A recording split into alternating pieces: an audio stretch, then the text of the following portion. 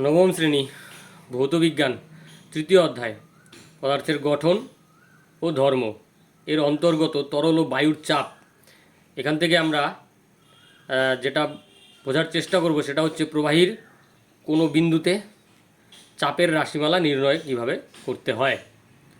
তাহলে আমরা এখন কি করব, প্রবাহীর কোনো বিন্দুতে চাপের রাশিমালা নির্ণয় করব। তো প্রথমে প্রবাহী বলতে কি বোঝায়? প্রবাহী বলতে যা প্রবাহিত হয়, যেমন তরল প্রবাহিত হয়, নদীতে জল প্রবাহিত হচ্ছে, তাহলে তরল হচ্ছে প্রবাহী। বায়ু প্রবাহিত হয়, বায়ু হচ্ছে প্রবাহী, অর্থাৎ গ্যাস। তরল এবং গ্যাসকে আমরা প্রবাহী বলবো।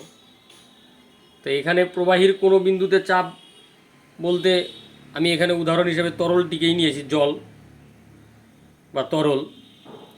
তো গ্যাসের ক্ষেত্রেও একই রকম কনসেপ্টটি প্রয়োগ হবে।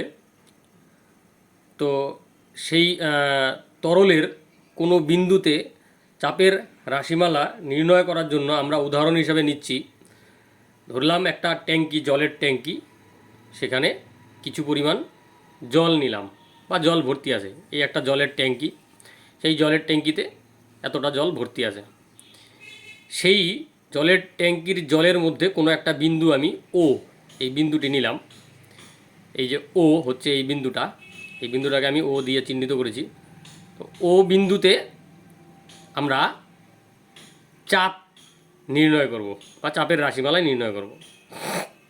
সেই চাপের রাশিমালা নির্ণয় করতে গেলে ও বিন্দুর চারিদিকে একটা ক্ষেত্রফল কল্পনা করতে হবে।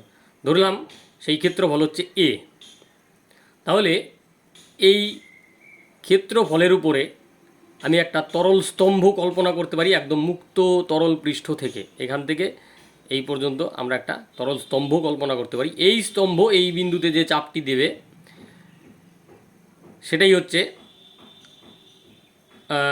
ওই বিন্দুতে চাপ।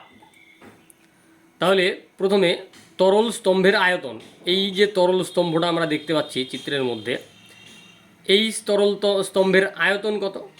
তো প্রথমত আমরা ধরেই নিয়েছিলাম যে এই ক্ষেত্রফলটা হচ্ছে এ, আর আমরা জানি আয়তন ইজ ইকুয়াল টু ক্ষেত্রফল ইন্টু দৈর্ঘ্য অর্থাৎ উচ্চতা।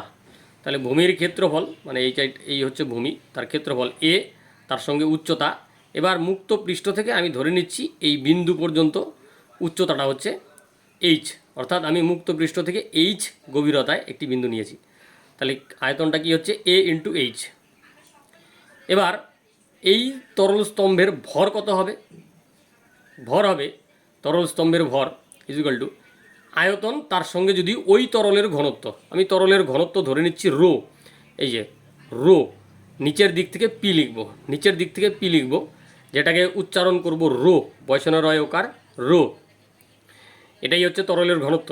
সেই ঘনত্ব দিয়ে যদি আমি আয়তনকে গুণ করি তাহলে কিন্তু আমরা ওই তরল স্তম্ভের ভর পেয়ে যাব, কারণ আমরা জানি D is equal to M by V, ঘনত্ব ইজ ইকুয়াল টু ভর বাই আয়তন।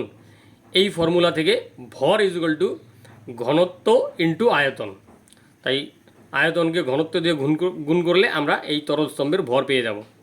এবার ওজন কত? আমরা জানি ভরের সঙ্গে যদি অভিকর্ষজ ত্বরণ জি গুণ করি, জি অভিকর্ষজ ত্বরণ জি যদি গুণ করি তাহলে সেইটা হবে তরল স্তম্ভের ওজন।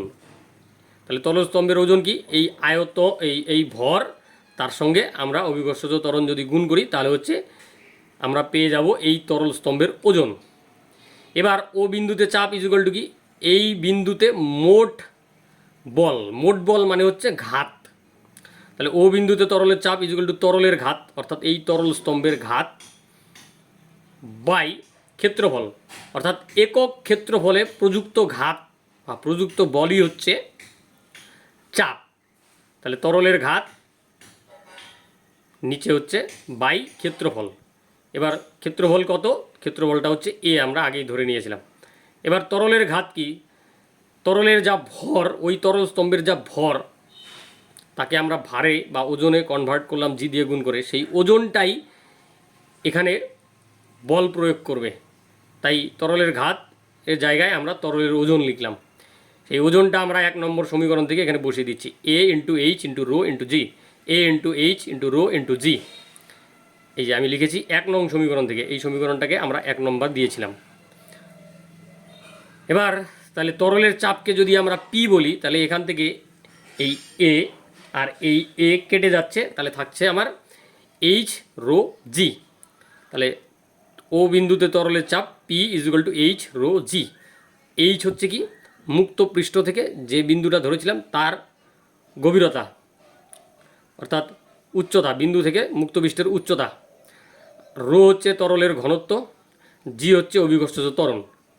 এই তিনটে রাশিকে যদি গুণ করি তাহলে আমি পেয়ে যাচ্ছি তরলের কোনো বিন্দুতে চাপ।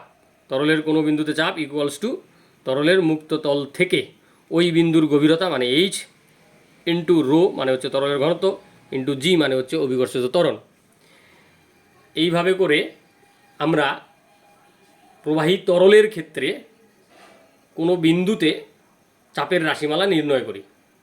বায়ুর ক্ষেত্রে হলে বায়ুর ক্ষেত্রে একই কথাই বলবো। বায়ুর মধ্যে কোনো একটা বিন্দু, সেই বিন্দুতে বায়ুমণ্ডল অর্থাৎ ওর উপরে যত বায়ুমণ্ডল আছে সেই বায়ুমণ্ডল যা বল প্রয়োগ করবে সেটাই হচ্ছে বায়ুমণ্ডলের চাপ। ওই বিন্দুর চারিদিকে আমরা একক ক্ষেত্রফল কল্পনা করব, ওই একক ক্ষেত্রফলের উপর বায়ুমণ্ডল যা বল প্রয়োগ করবে, ঘাত প্রয়োগ করবে, সেটাই হচ্ছে বায়ুমণ্ডলের চাপ। তো যাই হোক, আমরা তরলের ক্ষেত্রে এই সমীকরণটা প্রয়োগ করে আমরা কিন্তু চাপ বের করতে পারবো। ধন্যবাদ। এই ভিডিওতে এই পর্যন্তই।